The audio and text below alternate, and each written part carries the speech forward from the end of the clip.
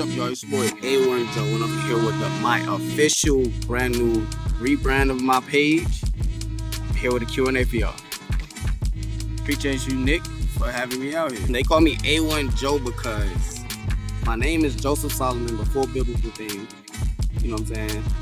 And A1 is a pool that me and some of my homeboys made in high school at North Clayton High School. So whereas it was like me, my little brother Wawa, JoJo, my boy Falu, rest in peace, you know what I'm saying? I haven't really spoken out on that either. You know what I'm saying? Rest in peace to Falu. I ain't gonna speak on it too much. You know what I'm saying? Everybody was kind of doing it for like the clout, and that's not what I'm doing it for, you know what I'm saying? That was actually my brother. But yeah, I fell in love with basketball my first year picking up a basketball for real. So I started relatively late. I started at like 13, 14 years old. I was at Bunch Middle School over on Hamilton Road, and I tried out for this 8th grade team in 7th grade. I got no burn. I was an energy player. I just outran everybody in tryouts. I came in first in every race. I was one of 4 7th graders that made a team. I got like 7 minutes on the season. I wasn't lying to you. Like my dad used to show up to the games and like take pictures of me in like a big old number 44 jersey, humiliated. I don't even want to see them pictures. As soon as I did it, because I seen how much work everybody else wasn't putting in, and I'm like, oh, this is gonna be easy and easier to catch everybody. So that's how I began to catch everybody. Like I started later, but my mind was already determined. Me and my little brother, it was a switch in our head. It was just time. Like once we started playing, we started waking up 5 a.m. grinding. We had the football field, prayer crawling at North Clayton. Like we doing everything. Yeah, I fell in love with it. This happens on the regular. So if I'm going through things, like shortly after high school, I stopped playing ball for like 2-3 years. My health started bothering me, like blood sugar problems, blood pressure problems. It just felt like basketball was my release to keep myself healthy, mentally and physically. So it just draw me right back in. One of the biggest times where I know I had love for it and I had fell in love with it was, like I said, my 7th grade year. I had that terrible season, 7th grade. I ended up moving schools to Douglasville. One of the best things I ever could have did. So I ended up going to Chestnut Log Middle School, where we had a team of 7 people and we killed everybody. Like, it was like we went undefeated all season and we lost 1 game, and I cried like a baby. I cried like a baby because it was ultimately my fault. Free throw line, 4th quarter, close game. We lost by 4. I think I missed 7 free throws in the 4th. For like a whole month, I just went to practice. I ain't want to do nothing. I did cardio, then I did free throws. Cardio, free throws, cardio, free throws. So you're rarely going to see me miss a free throw. Like that's drilled into my head. If you see me miss a free throw, I'm beating myself up about it, but I'm gonna go to the next shot. Staples of my mentality. Mamba mentality, Kobe, you know what I'm saying? Next bucket mentality. I'm all about getting a bucket. You know what I'm saying? I'm about the team, but I'm all about getting a bucket. So I say one quote that I made myself is, I'm from Atlanta, so we call J like a homeless brother, a junkie. Like I'm a J for a bucket. It don't matter how that bucket comes, I'm gonna go get that bucket. Whether it's a tip in, whether it's a half court heave, it don't matter how that bucket comes, it don't matter how pretty, how ugly, I'm gonna get that bucket. So that's how I feel. And you're a high volume scorer, average over 33, and you have over 15 50-point games. You're doing all of this at your height at 5'11", 6 foot. If you ask me in person how tall I am, I'm gonna tell you I'm 6'7". Tell you. When I jump in the air, I'm 6'7". And what is it like being someone that your team relies on to get a bucket? How about I say, I don't know, I've been that other guy, but I've always been a bucket, so I've never really felt the other side of it. You know what I'm saying? So that's a hard question for me to ask. So it's basically like, okay, you're asking me to go do my job. I'm gonna go do my job anyway. What does an average day of training look like for you? Shots on top of shots on top of shots with some cardio. And the day before I play anything, I play anybody, most of the time I'm gonna go to a gym and I'm gonna go get up minimum 500 shots, minimum. Like the day before yesterday, I got up over 1,000 shots. Now when I say got up, I'm making over 1,000 shots. I don't count my misses as getting up shots. I'm sticking to the basics while I'm, you know what I'm saying? I'm going over the little basics, so every single time my basics are sharp. That's what a regular training, without giving up too much sauce. I ain't gonna go too much into details and the dribbling drills and all that. You gotta come work with me to get all that. growing up, but seeing how these numbers are translating, your work is translating into results, that helps fuel you as well? Not really. I'm used to being an underdog. So I'm used to being the person that's, he's not going to win and come out with the win. So it kind of does the opposite. You know what I'm saying? So I try to keep voices out of my head. You know what I'm saying? I don't really care about the glory of it. I just love the fact of playing the game and competing against other people and seeing where my game matches up against them and all the hard work that I put in, seeing where it shows. All right, so my biggest inspiration for sure, Kobe, my older cousin TJ, Monte Ellis, Carmelo, and then you gotta throw in some Rudy Gay because I love mid-range. Y'all don't know that, but like the mid-range is my favorite shot. So I'll say those 5 right there. And no point guards and like? I always see myself as a scorer. Like I said, I never really paid attention to point guards that much. Like I said, you heard the person I said, Monte Ellis. He's gonna go get a bucket. Like that's who I view. If I'm saying point guards, I can say my top 5 point guards. You know what I'm saying? Who I like, because I like dogs. I like Kyrie. I like Derrick Rose. I like Dame Lillard. I like what's another point guard that's like super nice to me. Of course, you gotta go Allen Iverson, but he's technically a shooting guard, but he's a point guard. And then I'm gonna go with Rondo. Give me Rondo. He thinks the game. I like Rondo. How do you feel that your faith translates to your game in your life? Oh, thank you. One of these questions. I was about to say, so look, my faith is everything. Everything. It don't matter what you see me do, you know what I'm saying? I'm always gonna have on a cross. You know what I'm saying? Or the earrings or cross somewhere, you know what I'm saying? Just so you can know. Just so this is a conversation starter into that realm of conversation, because it's all about God. God first. That's why it's on every post. It's not for play. It's not a game. It's God first for me every single time. That's what I live by. Hurt your finger. God helps me through everything. I go through so much stuff off the court you wouldn't imagine, but you wouldn't even know that because I don't worry. God gives me the strength every day. He gives me these battles because he wants me to learn and be stronger because I'm one of the chosen. So yeah, it's a big part of it. It's the main part of it, actually. And so outworking people was been part of your style since you were young, since you were 13, 14, you understood that. I started it, yes. Because at first, I couldn't do nothing. I couldn't shoot, I couldn't dribble, I was just fast. So I used to dive for every ball. Then I learned, okay, boom, this guy shoots like this. So let me learn how to shoot a little bit. So I learned how to shoot just a little bit. I used to shoot way higher than I shoot now. Back then I go like 2 for 10. That was progress. Then I just kept working. High school, I got bigger, I got stronger. So I started like playing more aggressive. I used to play at Westbrook. I couldn't really shoot that well still. And then I started working on my mid-range more and more and more. And then the rest of my game just came.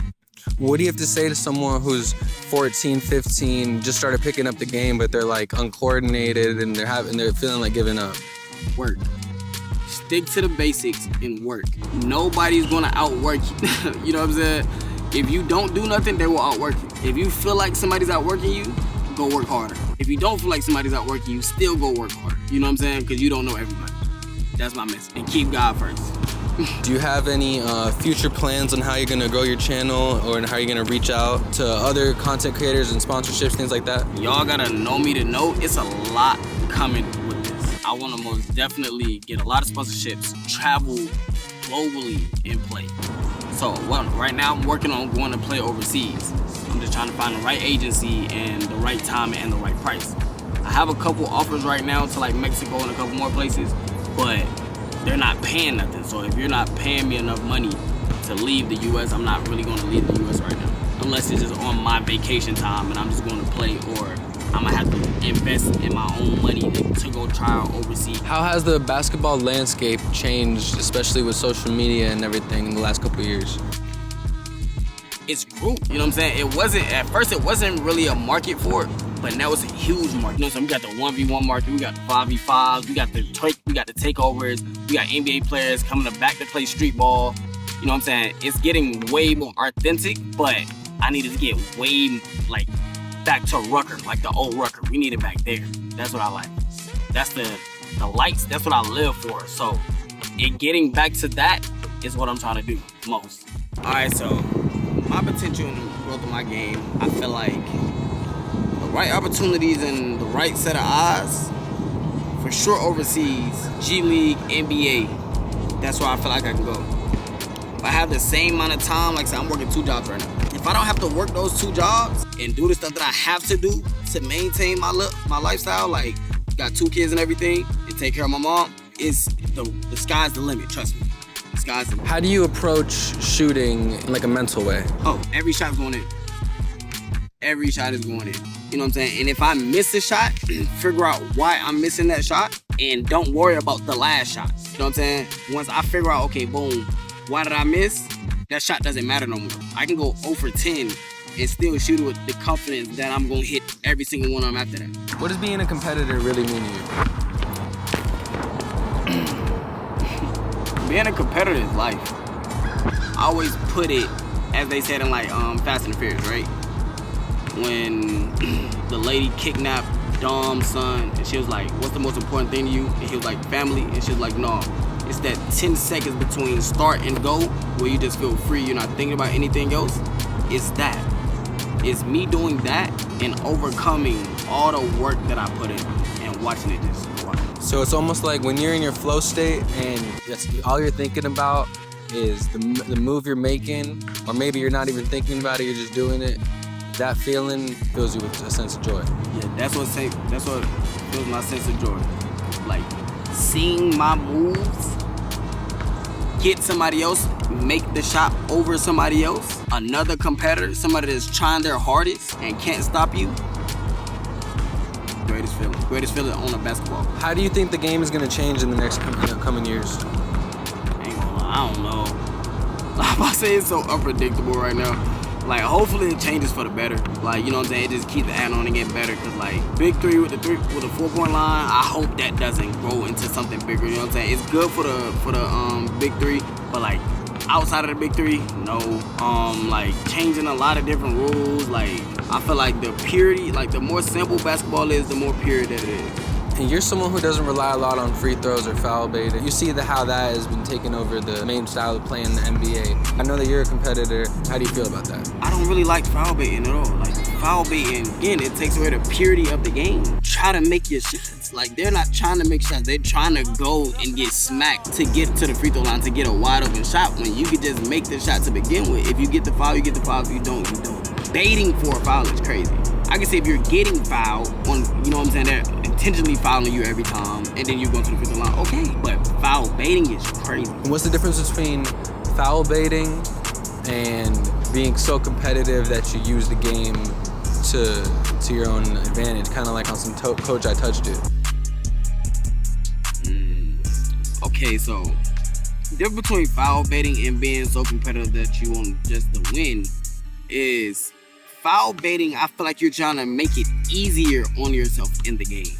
Like you're just trying to make it easy to where it's hard to explain. Like I said, that is a great question actually. Like you making it easier on yourself by acting instead of playing basketball. You know what I'm saying? Being competitive when you're just trying to make your team win, you're actually trying hard to win the game. But when you're foul baiting, it's more so like I said, you just get to the free throw line. Oh, really? I really call it stat padding. That's what I call it. That's corny. I don't like people that pass stats. Like after every game, I don't know what I have in that game until after the game. Like one of my coaches hit me, you know what I'm saying? Something like that. You know what I'm saying? Like I don't know what I have until the end of that game. How has basketball changed your life, and how can people use it to change their own? Basketball's taking me places like I done been to like 30 different states out of the 50. I haven't been out of the country yet because I want my first time going out of the country to be a contract or for me going for a contract. But it's taking me to different places, you know what I'm saying? I'm from Atlanta, like the hood in Atlanta, from a poor neighborhood, from a poor family. So it's taking me a lot of places where I wouldn't have been. All of those states were AAU tournaments, basketball games, just all of that in every sort. And it's helped me figure out life. It brought some of the best people in my life into my life. You know what I'm saying? My best friends came from basketball and like my personality, my genuineness. So that part. And it can do the same for you. It can change your life. It can take you to the highest peaks in the world, or it can take you to the lowest, but it depends on what you put into it and the attitude and the genuineness that you have when you... Don't let nobody stop you. It's you versus you every day. You don't have to listen to nobody. Quiet the noise you are who you want to be. Go every day and work tirelessly. Don't let nobody tell you to stop. Like, that's one of the main things. Don't let nobody tell you to stop, and don't let those opinions get in your head and move you out the way. Because plenty of times people have tried to get me to stop playing basketball, but it's not gonna happen. I love this. If you love it, do what you believe in. It's not only basketball. Whatever you believe in, go do it. And go be the best at it. Hey, shout out ATL Takeover. Shout out my boy Nick with the vid. Shout out to my family and friends. Baron, Cam, Wawa. You know what I'm saying? Shout out to all my peoples that supporting me. If you're not supporting me, you get stepped on. Shout out to y'all too. Shout out to the haters. And again, keep God first.